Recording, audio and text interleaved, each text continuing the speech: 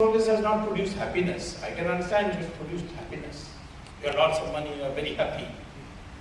But we find from all our ashrams in our country that the rich foreigner is coming in droves. Puttaparthi Sai Baba's ashram is full of foreigners. Sri Sri Ravi Shankars, Ramdevs, Swamy Dayanand Saraswatis. So many foreigners coming. Some of them are even taking the extreme step, like this richest Hollywood actress, Julia Roberts. She went to India and came back and became a Hindu. She made her husband also Hindu, her children also Hindu. Why? She said, because I want mental peace, and Hinduism is the only one that offers me how to get mental peace. Same thing happened with Stephen Jobs of the iPhone. Now I'm told that Brad Pitts and Julie something, Angelina Jolie.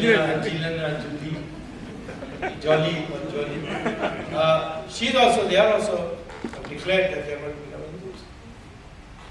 Why?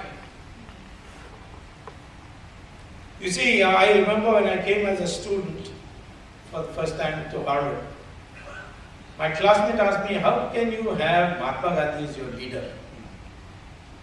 I mean, he was asking because Mahatma Gandhi was not alive when I came as a student here. He was assassinated in 1948. So I said, why? You mean in America he cannot be leader?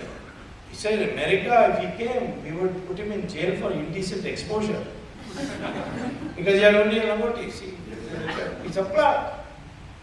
That made me think, how is it that I asked the American, what about in our country, what should the leader look like? He said, he should be very well dressed. His tie will be noticed, his shirt will be noticed, his coat will be noticed, everything will be noticed. Then I looked around and I said, all our sadhus to go around and Bhagwa, what about the rabbi in Israel, very well dressed. The Pope is extremely well dressed. The mullahs in Iran are very, very well dressed.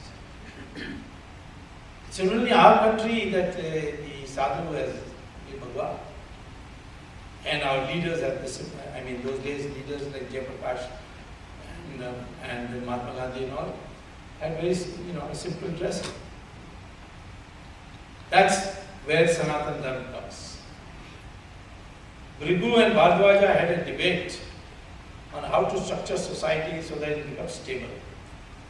And Brigu said, unless you decentralize power in a society, it can never be stable. Concentration of power will lead to destabilization. So, he said, Bhardwaj asked, which are the sources of power? So he said, knowledge, weapons, wealth, and land. These are the four sources of power.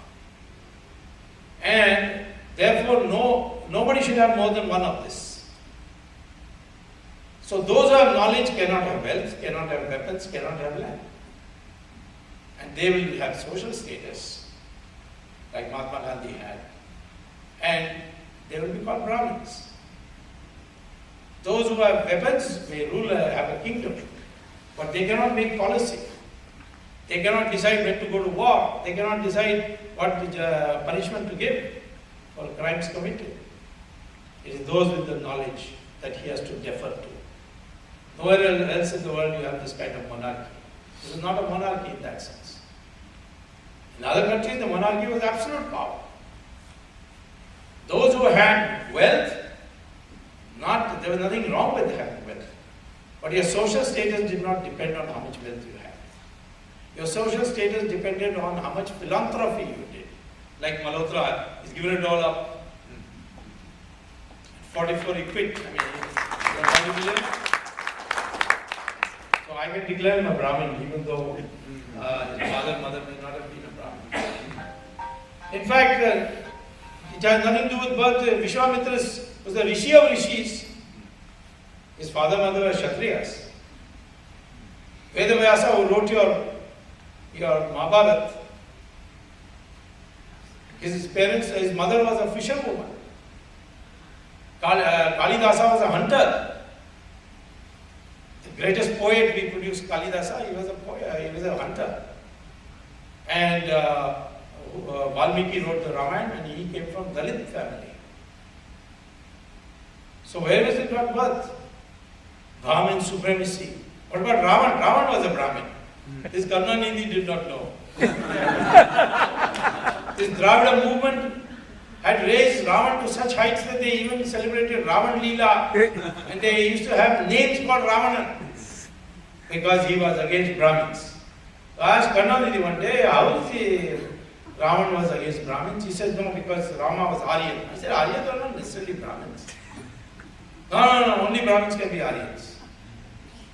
Then I asked him, then how come he said, we Dravidians, we are Shudras.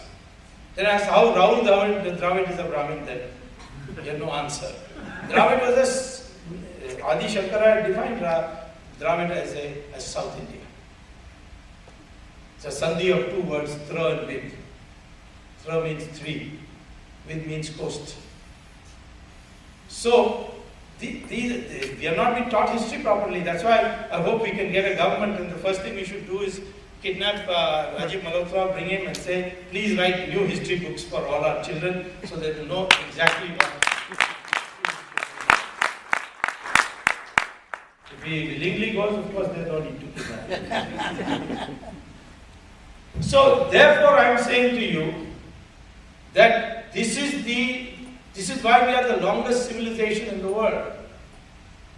And we have resisted all kinds of invasions. The Muslims went to Iran when it was 100% Zoroastrian. They took it over, within 15 years they became 100% Muslim. Babylon and Mesopotamia within 21 years became 100% Muslim. That's today's modern Iraq. Egypt in 17 years, 100% Muslim. Europe in 50 years became 100% Christian. Here we have 800 years of Muslim rule and 200 years of Christian rule, and you are still 80%. How can anybody say that we are all the time beaten by those who came from foreign countries? We, of course, our rules of warfare was not appropriate for these barbarians who came. One of the rules of warfare is that the battle will not start before sunrise, and it must terminate at sunset. And then you go back to your tent and go and have a sleep, and come back the next day. Another was that you will not fight in the fields, agricultural fields, you will not fight in the population centers. But in the open Maidan, like Kurukshetra, or when Ravan had to come out of his fort to challenge Rama. And the third thing is that if you, after losing the battle, you say, I'm sorry, everything is returned to you, and you're sent back with respect. So Muhammad Ghori came how many times? 16 times. 17th time he got collaboration from Chauhan, Prithviraj Chauhan's father-in-law, Jaichand, and he was able to win. So this kind of cultured way of fighting a war was responsible for why we could not immediately throw out the invading foreigner. But it got nothing to do. A country kept on fighting. If you see the last 800 years in a proper perspective, the Vijayanagara Empire, Shivaji, the Marathas, Rani Jhansi, there was Kattabomman in Tamil Nadu, Rani Chennamma in Karnataka, Rana Pratap in Rajasthan. Never gave up fighting. Only the technique of fighting was not suited for barbarians. Today also we have the same problem. You don't know what kind of threat you are facing today. People talk about secularism. Oh, who's there to teach Hindus secularism? When you are 100% Hindu, the Jews came, the Parsis came, we looked after them. In fact, the first resolution passed in Israel, when Israel was founded, the first parliament session, they passed a resolution, thank you India, you are the only country in the world where the Jews were not persecuted. When the British left India, they asked the Parsis, you see, we'll give you reservations like we have given to Anglo-Indians. They say, you don't worry, you go. We have been with Hindus, they never gave us trouble, they looked after us. Everywhere else we were butchered. Only place we are surviving is India. So, when you are 100% Hindu, you did not. persecute. How can you now talk about persecuting when you are 80%? But we have got to let it, because we don't know our history properly.